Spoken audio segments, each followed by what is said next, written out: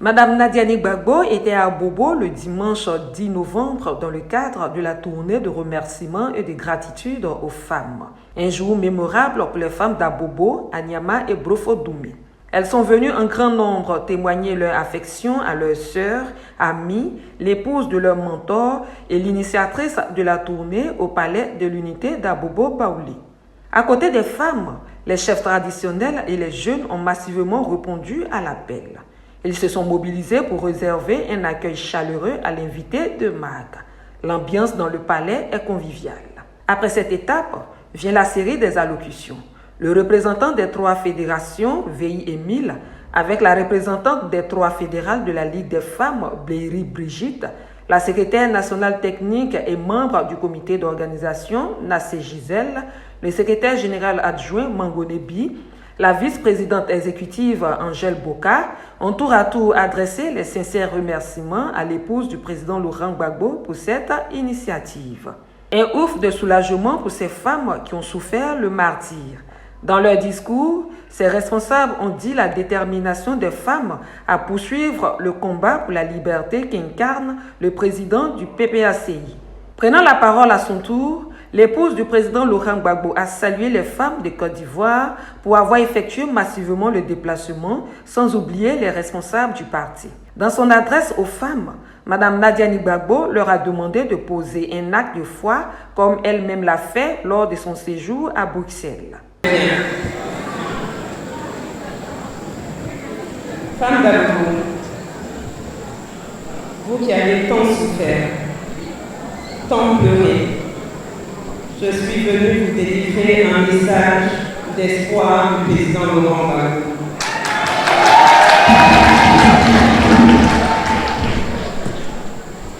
Femme de Brofo-Doumé, femme d'Anyama, avec à votre tête la ministre Angèle Boka, vous qui avez si gentiment et humblement accepté de venir vous joindre à nos sœurs d'Abobo pour nous recevoir, le président Laurent Gbagbo vous félicite.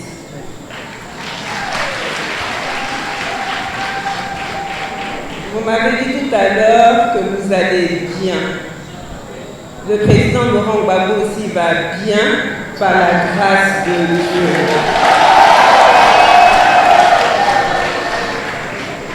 Il vous salue. Il me charge de vous dire que ça va aller. Il veut que vous teniez bon. Est-ce que vous allez tenir?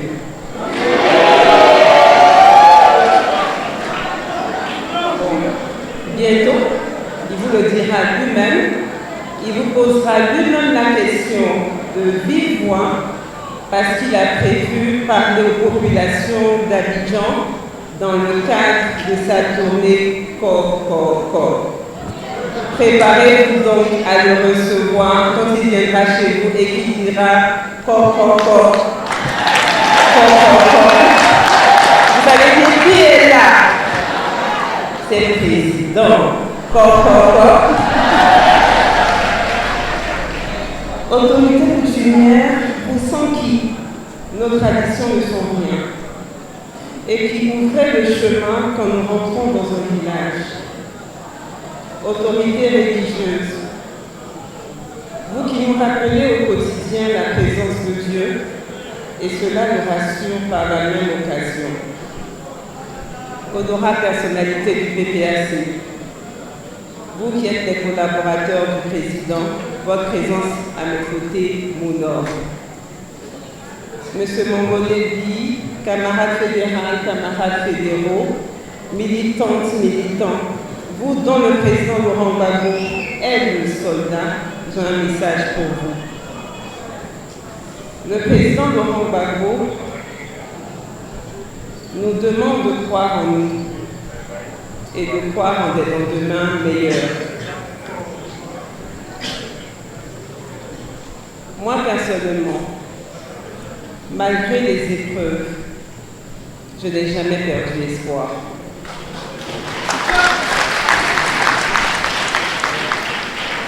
Et j'ai toujours gardé la foi en Allah, même dans les pires moments d'incertitude.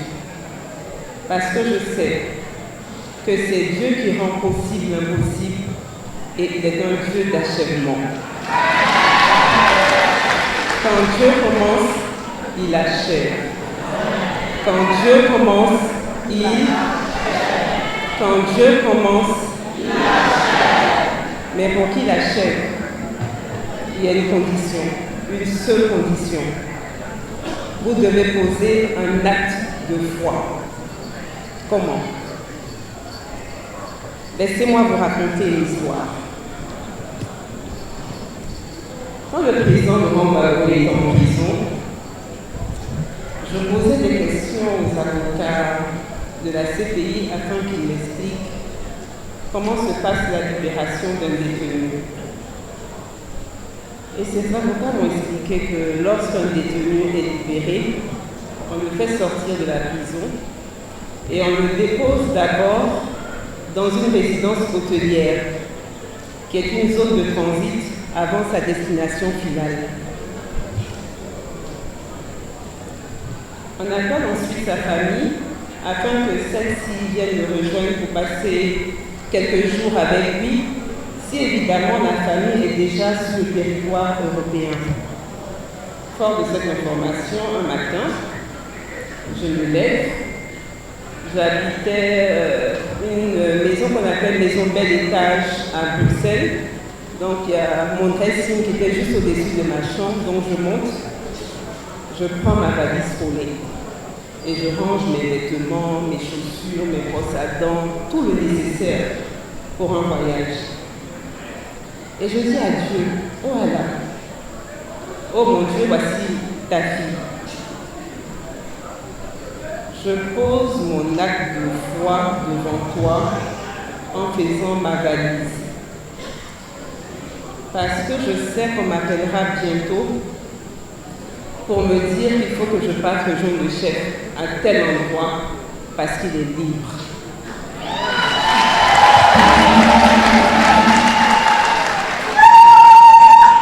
Et j'ai dit à mon fils, fais ta valise parce qu'on nous appellera un jour pour dire il faut qu'on parte. Il y a un moment, je n'ai pas fait ma valise, il faut laisser. Parce qu'il ne me croyait pas trop, il me prenait un peu pour une évaporée.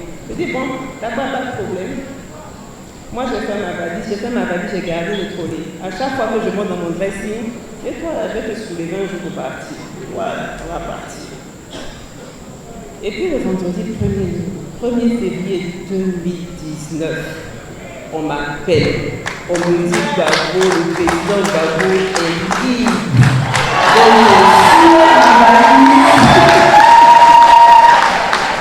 Je soulève ma valise et mon fils dit attends, je ne vais pas t'attendre, tu viendras sans le bagage. Et puis quand j'ai pris ma valise collée, j'ai mis dans la voiture et j'avais posé mon acte de foi qui m'a sauvé. Parce que Dieu aime qu'on pose toujours un acte de foi. Mesdames, je vous le dis aujourd'hui, posez votre acte de foi. Mais comment? Inscrivez-vous sur la liste électorale. La date a été prorogée d'une semaine. Vous avez encore quelques jours pour poser votre acte de foi.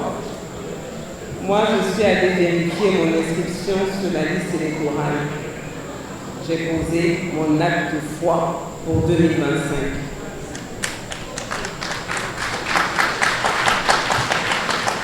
Ce acte de foi que vous avez posé vous permettra de récolter dans les mois qui viennent les fruits de votre persévérance, de votre loyauté, de votre courage et surtout de vos prières.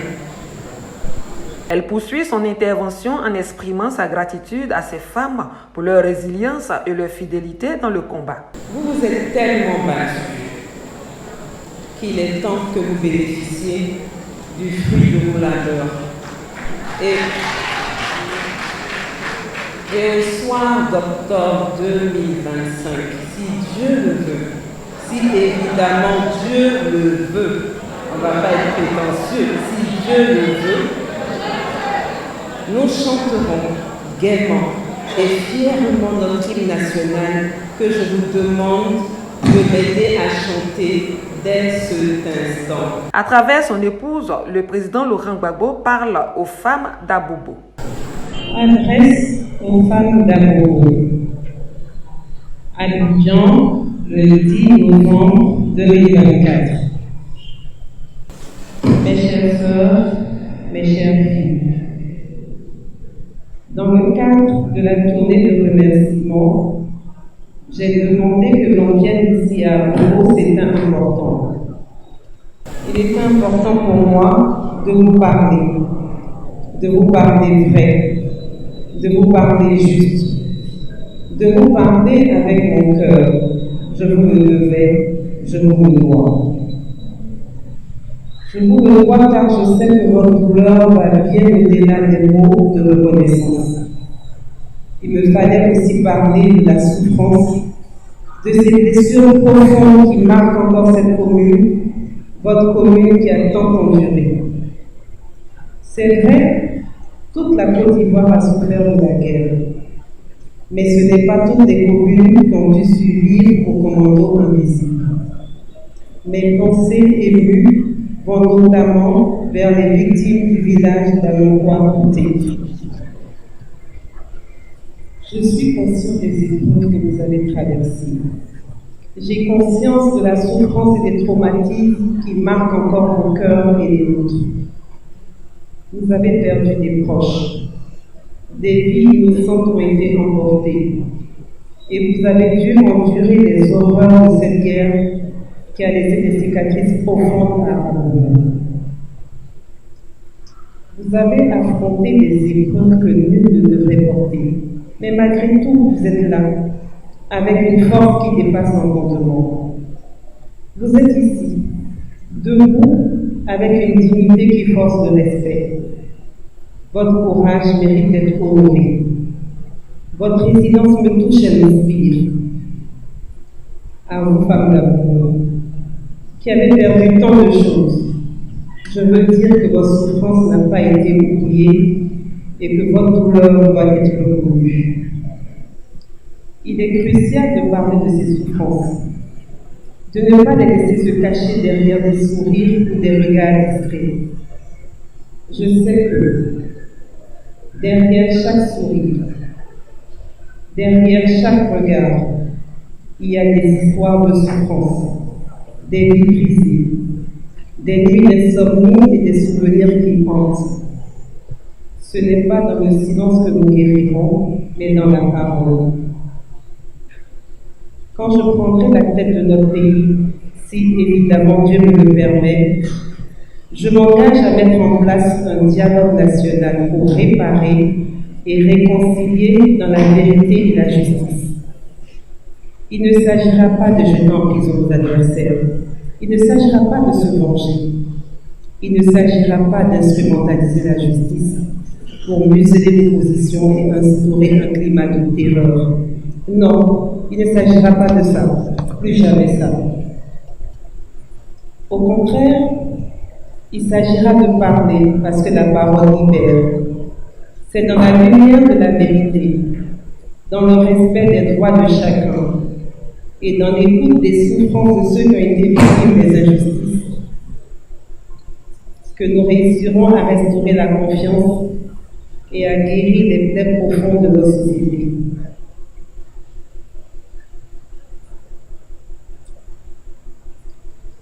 La réconciliation ne se fera pas en effaçant le passé, mais en le regardant en face, avec courage et dignité.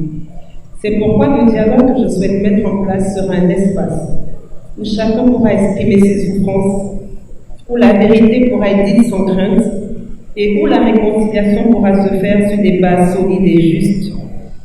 Ce n'est pas seulement une promesse, mais un engagement sincère de ma part. Il est impératif que nous réparions ensemble les plaies de notre histoire pour que chacun puisse enfin se reconstruire dans la paix. Aujourd'hui, je veux que vous sachiez que cette quête de vérité est essentielle pour moi. Je m'engage, une fois au pouvoir, à ce que toutes les victimes, sans exception, sans parti pris, de toutes les crises que la Côte d'Ivoire a connues, y compris celle consécutive à la contestation du troisième mandat de 2020, soit indemnisée.